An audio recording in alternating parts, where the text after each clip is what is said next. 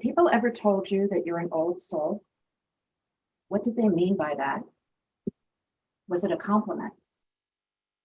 The concept of old souls originates from the spiritual idea that physical bodies are merely vessels for souls, and your soul continues to reincarnate. However, being an old soul can also mean you have lots of empathy, mental acuity, intuition, and insight into yourself and the world around you. You may feel like an old soul from the moment you're born, or you may develop the traits of an old soul as your reincarnated soul awakens. So here are some more characteristics of an old soul. Were you introverted or lonely as a child?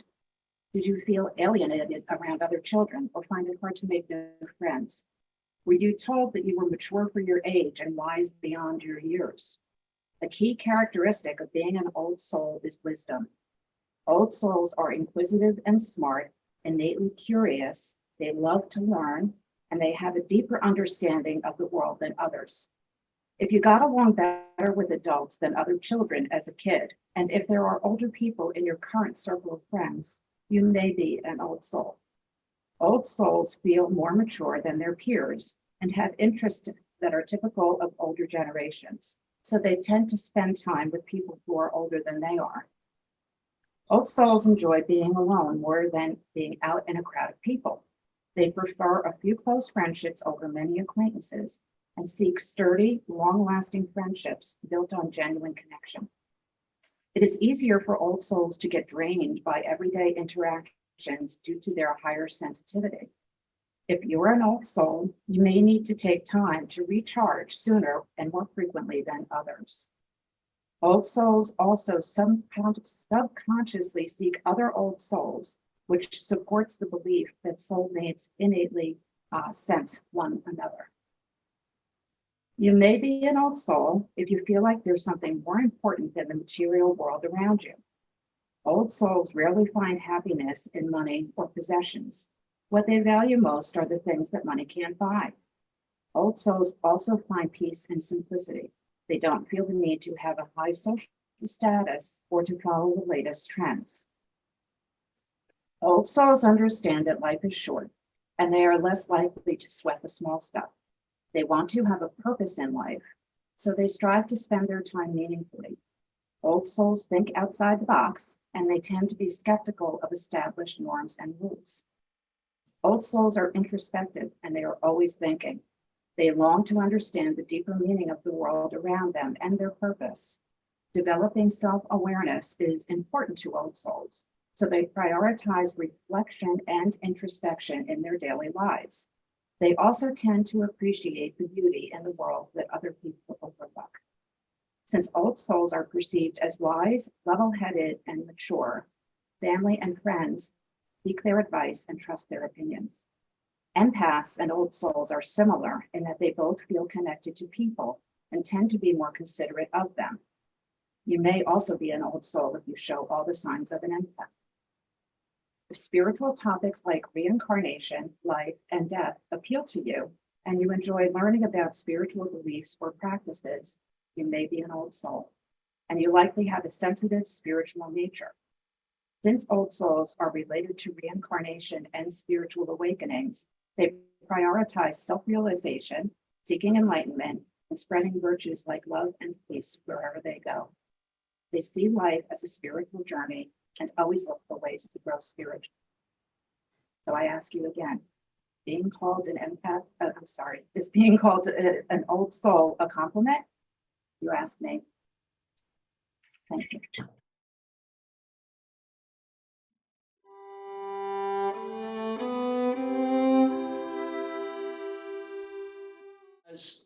As a medium and doing these inspirational talks, I really never prepare. I have the thought always that it's the Star Trek concept, go where no man has gone before, open the door to see where we're going, where that journey takes us. And then the spirit world kind of touches your thinking and says, you might want to look at this or to look at that. And while I was sitting there listening to you all singing beautifully, Well, you can live in hope, can't you? Huh. The kind of thought came into my mind. One, what is it like to be dead? And then I realized, I looked around at a lot of audiences and congregations around the world, and I see a lot of dead people. And what is it like for the spirit world to look at us and get a sense of where we are and where we're going and what we're doing? And the thought that always comes to mind is their hope that we can make this world a better place because we're part of it.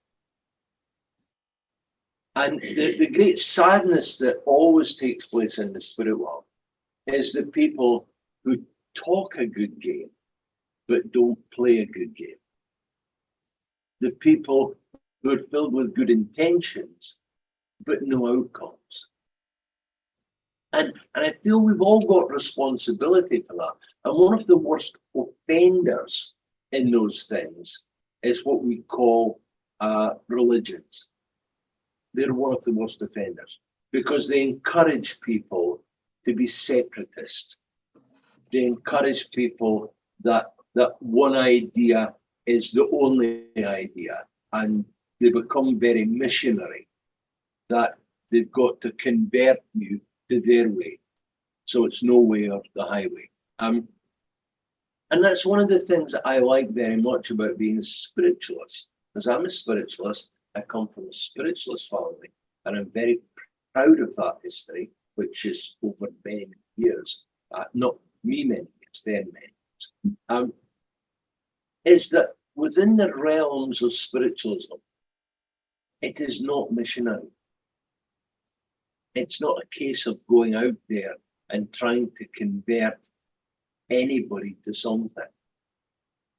It's a door that's always open to those people who ask the question, those people who have the curiosity, those people who don't look at life and say, my religion has taught me to do this and taught me to do that. What spiritualism brings to us is the ability to buck the system and to say, I want to be able to think for myself. I want to be able to have an independence in the way I do things. But what's important is in that independence is that we're not bringing harm to anyone in that independence. Hopefully we're bringing them a sense of understanding, a sense of answering the questions that they may have. I would call it a sense of freedom. You're freeing people to go in the direction they want. And I always think, and I mentioned this, I think, yesterday to the group, my grandmother always had this philosophy, and she was a spiritualist.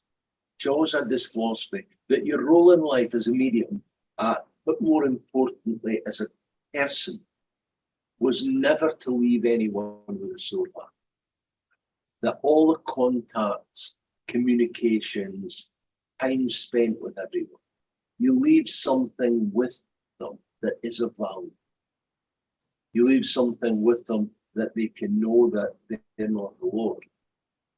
And let's be truthful. To have a knowledge of the spirit world is interesting, and it's nice, and it's comforting. But principally, you don't want to go there tonight.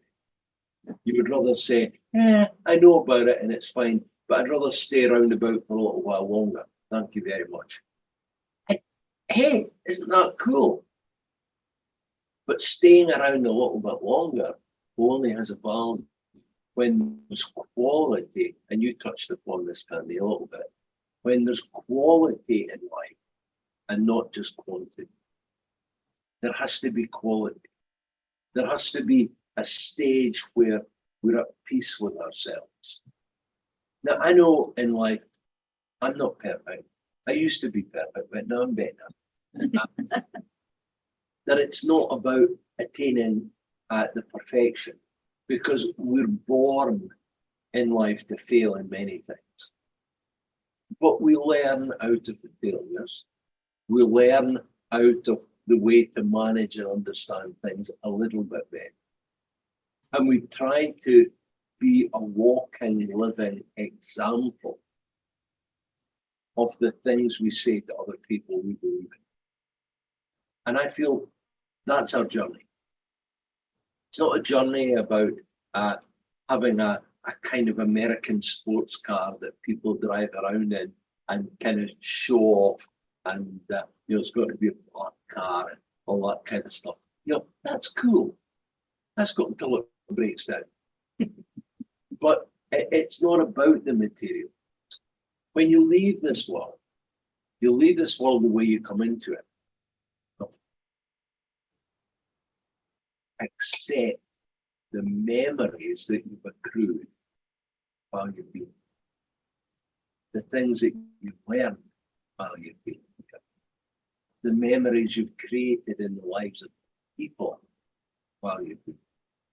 Your experiences of life generally while you've been. And you go to the spirit world. And this idea that people don't go to the spirit world, you do. You go there whether you like it or not. And there'll be a whole pile of your family and friends that have gone on before you. And they're not making a judgment about it, because you'll judge yourself. But they do have an observation about what the quality of your life has been. And when you go to the spirit world, I hope when they look at your quality, they can look at it with not just a sense of example, good example, but a sense of pride. And if they can do that, then our lives have truly been successful. But I'm not saying it's easy. And particularly in this world that we live in today, there's a lot of lousy stuff going on. It's not a perfect one at all. Whether it's in the States here, whether it's across Europe, across the world, it's not a perfect one. It really isn't. And people say things like, why doesn't God step in like Harry Potter and change it? And I don't know if you've noticed, but that doesn't happen. But history, and I like history, not because I've been around a long time, but because I'm interested in where other people be. History has taught us not about God coming in, but about the godliness within us coming out. And that when there's enough of us say enough's enough, things begin to change. So it's the outgoing of personal expression, the godliness within us. And that's one of the great things about spiritualism and about being a medium and a minister within spiritualism. It's not to bend your ears, but to encourage you in the quality of your life and encourage you to be able to look at things with some positivity, to be able to look at things in a way of not saying, what can I do about it? Because you hear that all too often. What can I do about it? Well, waking up, smell the flowers, you can do a lot about it by being a good example of people and encouraging people to learn from the experiences that they have with you. And I'm not saying you'll change the world in a significant way. It doesn't need you to change it significantly. It needs you to just bring the process of change in a good way. Now, these things can start, and I believe should start with your family around about you, but not everybody's close to family. Some people have families that are a pain in the derriere, and you always want to spend a lot of time with them, and that is the way it is. We say in God's country, which is Scotland, of course, we say you can choose your friends, but you can never choose your family. Isn't that the truth? But we can still be an example for our family. We can still be someone that they can look at and say to themselves, what is it that Candy has that it's clear we don't have. That's the example of living what you say you believe in. And we all have that opportunity. Not all of us are philosophical in the way that we express things, but we can be kind in the way we express them. We can be sympathetic in the way we express them. And one of the things that, and you'll understand this, and I'll translate it for you if you want me to translate it, but I'm sure you'll understand the Scottish vocabulary. There was a man called Robert Burns in Scotland. It was very famous. He wrote a lot of poetry, some of it you sent parties alongside, those kind of things. And Robbie Burns said, "I would give the gist to geas to see ourselves as others see us. What would it be like to see ourselves the way that other people see us? Maybe that would open our eyes a little bit. But when people look at us, are they learning from us? But what are they learning? Are they learning what to avoid? Or are they learning what to implement for the benefit of others?" And this is something we all have an opportunity to do. You know, I work as a medium, and really it's not true. I'm no longer a medium. I was a medium 30 years ago. Today I'm an extra large. And so when I work in an intuitive way, I always try to give the best example that I can give. But that example is to encourage you to be the best you can be. And I think, and occasionally that's painful when I do start to think, not easy. I think mediums get too much accolade. So you were very nice. I've got my book back later. We get too much accolade because I know many mediums who are quite good mediums, but are really not very nice people. And they're not somebody I would want to take home, let me tell you. So it's not about the role that mediums play. It's about the role that you play, understanding what you're doing. And this was one of the reasons many years ago, and I've said this before, the reason I left Scotland to go and live in Switzerland was Scotland was full of mediums. You know, everywhere you turned around, there was a medium. There was a spiritualist church. And it was like taking your dinner with the Chinese every time you worked. And I looked at that and I thought to myself, is that where I should be?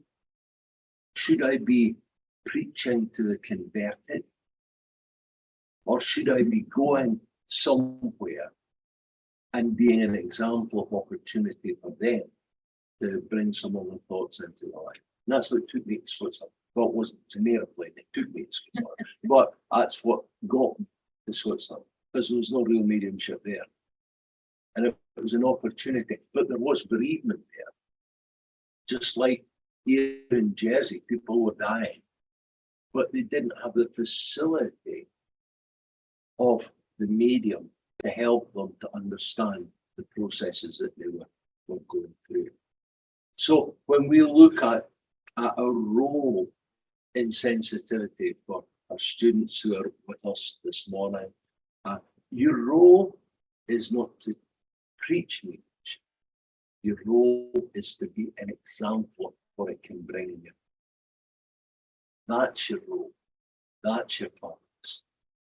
And that's not an easy role or an easy purpose. But all of us have that potential to change things. Now, you have this saying in America that you say a lot. The only thing that's constant in life is change. It's the only thing that's constant. And so we've got to look at ourselves and we've got to say, how much are we prepared to change? How much are we prepared to adapt our prejudicial thinking about everything and convert that understand that. My old buddy in San Francisco, a guy called Richard Pontus. Richard has been around since Moses was in Boston. And Richard always says, Bill, what he calls me His Holiness. And the man's got good taste, I would say. That's what he does. He calls me His Holiness. And he always says, get out of criticism and get into curiosity. Why is that person where they are? What's taken them down that pathway? What's brought them to that point of conflict? And what can we do to change and help in any way? Now, some of our group that we've got in this year, our new victims, not all of them will necessarily want to be a medium working the same way that I do, Shan does. But you can still take your sensitivity in other directions.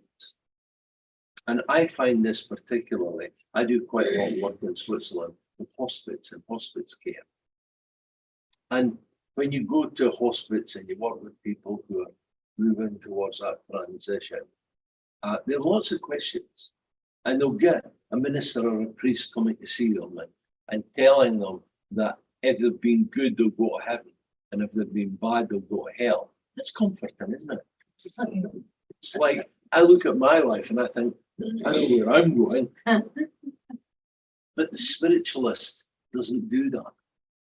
The spiritualist sits down with them and talks to them about life after death, talks to them about their family and their friends and their partners waiting for them, and how much, it seems strange, how much the spirit world is looking forward to them going.